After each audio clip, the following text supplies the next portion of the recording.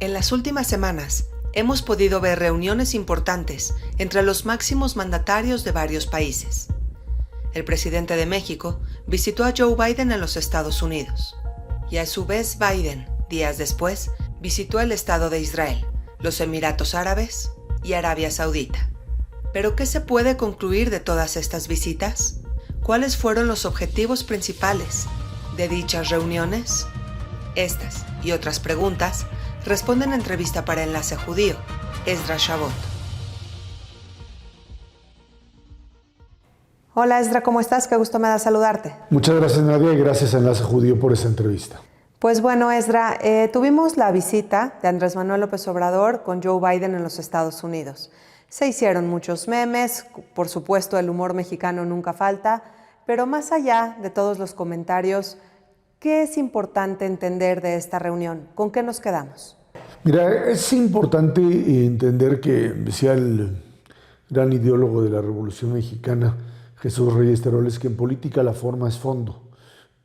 Cuando el presidente López Obrador decidió que no asistiría a la Cumbre de las Américas, bajo el principio de que, bueno, pues él puso como condición que fueran los presidentes de Venezuela, de Cuba y que no, de Nicaragua, y que pues por esa razón no asistía. Esto enfría la relación y convierte la forma de intercomunicarse en un mecanismo bastante difícil de entender. ¿Por qué? Porque la relación México-Estados Unidos es una relación que iba muy bien hasta que llegó Trump al poder. López Obrador encontró un diálogo con Trump, una afinidad que no tiene, por supuesto, con Biden, pero independientemente de eso, la política norteamericana hacia México se endureció. En el tema de migrantes, por supuesto, y también en la renegociación finalmente, ya firmada con Biden, de un nuevo tratado México-Estados Unidos-Canadá que pone condiciones mucho más difíciles de cumplir para México que las que tenía en el antiguo Tratado de Libre Comercio. Es obvio que la agenda política mexicana hoy, las intenciones del presidente López Obrador de, poner restricciones a la inversión norteamericana, en general a la inversión extranjera, bajo el principio de que ésta tenga que estar supeditada, controlada eventualmente por el propio Estado mexicano, pues esto va en contradicción incluso con lo que se firmó en el tratado. Y esto ha generado un choque que hemos visto en los últimos meses. Cuando después de la frustrada Cumbre de las Américas, el presidente López Obrador llega a Estados Unidos a invitación expresa de Biden, bueno, pues el recibimiento es un recibimiento bastante, digamos, no malo, no es de confrontación, no tiene ningún momento difícil de manejar, pero sí es una recepción fría, digamos, una recepción en donde se cumplen los acuerdos, en donde los mensajes son enviados a través de Kamala Harris en un encuentro previo al del presidente Biden.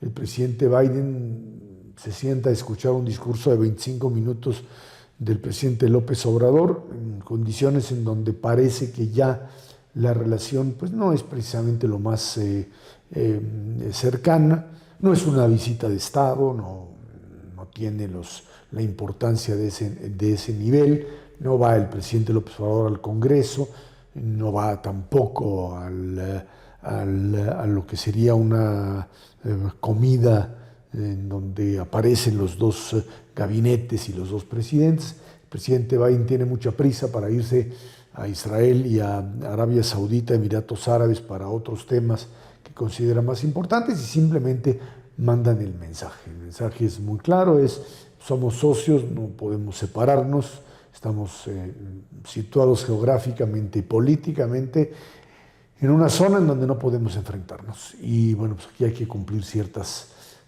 normas y ciertos acuerdos. Y hasta ahí se llega. El presidente López Obrador pide visas, la respuesta es: esto se trató en la Cumbre de las Américas, y hasta ahí se llega. Y creo que bueno, pues este tipo de encuentros denotan claramente que la agenda norteamericano-canadiense, que Canadá está en la misma, con respecto a energías limpias, inversión, etcétera, es una agenda que no encaja con lo que está sucediendo hoy en México. Pues sin duda ha sido un tiempo de muchos encuentros políticos y muy importantes. Del mismo modo, Joe Biden viajó a Israel, se reunió con Yair Lapid, pudimos ver diferentes noticias, imágenes. ¿Qué es lo importante de esta visita, Esdra? ¿Por qué fue Joe Biden al Estado de Israel? Yo creo que hay que entender que primero en Israel se vive un momento de transición muy difícil, es un gobierno interino, hay elecciones en unos cuantos meses, y esto, de todas formas, el país sigue funcionando. Hay un encuentro que tiene que ver fundamentalmente con el tema Irán, de cómo el tema iraní tiene que ser tratado a pesar de las diferencias que hay. Recordemos que Israel es muy reticente, es muy reacio a aceptar una negociación con Irán, no les cree absolutamente nada, les enseña a los norteamericanos y a los europeos todo el tiempo que Irán miente, que Irán se rearma, que impone mucho de su arsenal y de su apoyo militar hacia grupos como Hezbollah, tanto en Siria como en Líbano, y que pues incluso muchas de las operaciones encubiertas, que no son tan encubiertas, se conocen, bueno, pues han sido desarrolladas en esos territorios y Israel ha tenido que intervenir bombardeando a través de drones o de la propia aviación posiciones de Hezbollah y incluso de la propia guardia republicana iraní en territorio sirio, para evitar que Irán pues ponga una cabeza de puente, una posición fuerte en esa zona. Sin embargo, después de que Trump se había convertido algo así como en el gran aliado y amigo, que había trasladado la embajada a Jerusalén, bueno, lo cierto es que esto es una especie de refrendo de la alianza que hay entre los Estados Unidos e Israel, donde lo que se dice es básicamente en el tema iraní tenemos que jugarla juntos, y en donde mi apuesta es una apuesta para que Israel, junto con el resto de los países árabes que están alineados en contra de Irán, actúen en ese sentido, ¿no? Y bueno, pues entonces empieza a hablar, quizá con demasiada prontitud, del restablecimiento de relaciones con Arabia Saudita, por lo pronto de una ruta aérea, viaja directo por espacio aéreo saudita desde Israel hacia esa región, hacia ese país. Los saudíes son mucho más reacios también, tienen mucho más miedo, digamos, a hablar de una relación de amistad con Israel, como lo han hecho otros países árabes, pero están en la misma línea, en donde el enemigo fundamental es básicamente Irán. Y bueno, Arabia Saudita dijo: yo con Israel no tengo ningún problema, a partir del momento en que se establezca un Estado palestino al lado de Israel, no hay problema, pero el tema central sigue siendo Irán y cómo estos se alían, ¿no? Y bueno, hoy vemos las imágenes, que son imágenes bastante difíciles a veces de aceptar, de una reunión entre Putin, el propio presidente raíz iraní, y el propio presidente Erdogan de Turquía, en algo que pues representa este juego bastante difícil de mover. Sin embargo, esta necesidad de seguir acercando Israel a los Estados Unidos y los Estados Unidos a Israel es fundamental en un momento en lo que se está jugando es otra vez la redefinición de un Medio Oriente en donde Irán tenga necesariamente que ser controlado, que ser limitado, para que no tenga armamento nuclear, para que no esté amenazando la seguridad no solo de Israel, sino de la región en su conjunto. Y con esta misma temática, ¿viajó Joe Biden a Emiratos Árabes y Arabia Saudita también? Sí, lo lleva fundamentalmente porque sabe que requiere de Arabia Saudita dos cosas. Lo que ya platicamos con respecto a la propia defensa, digamos, de Israel y de la región, de los intereses iraníes que son contrarios, y otro elemento fundamental que es la necesidad de que aumente la producción de petróleo. En la medida en que los precios del petróleo siguen muy altos, a pesar de los temores de una recesión, los precios del petróleo siguen arriba de los $100 y la única posibilidad de bajar esto en el mediano plazo es que Arabia Saudita pueda producir una mayor cantidad de petróleo.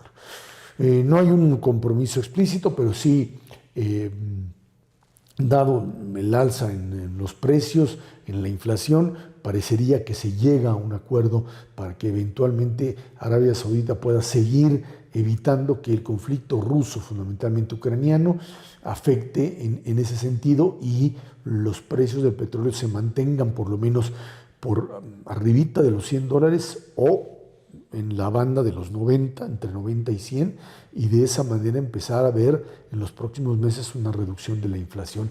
Ese era el otro tema fundamental para lo que se va también a Arabia Saudita con una posición muy clara. Reducir la inflación es hoy una necesidad imperativa, una necesidad vital para evitar que el mundo entre finalmente en una recesión que sería algo pues todavía más terrible, dicen algunos, que la que vivimos durante la pandemia. Esdra, mencionaste la palabra recesión. Y es que, bueno, la crisis económica es importante, sobre todo por la inflación terrible que afecta no solamente a México, sino al mundo entero. ¿Cuándo podríamos empezar a visualizar que esta inflación desciende y, sobre todo, por qué se originó? Quizá pues obviamente para la gente joven este tema de la inflación no le resulte muy cercano desde, digamos, el año 2000, 2005, 2006 en adelante. Los precios en el mundo y en México se manejaron como estables, inflaciones del 3, del 4%, del 2% en los Estados Unidos durante muchísimo tiempo, incluso después de la recesión del 2008-2009 con la crisis financiera.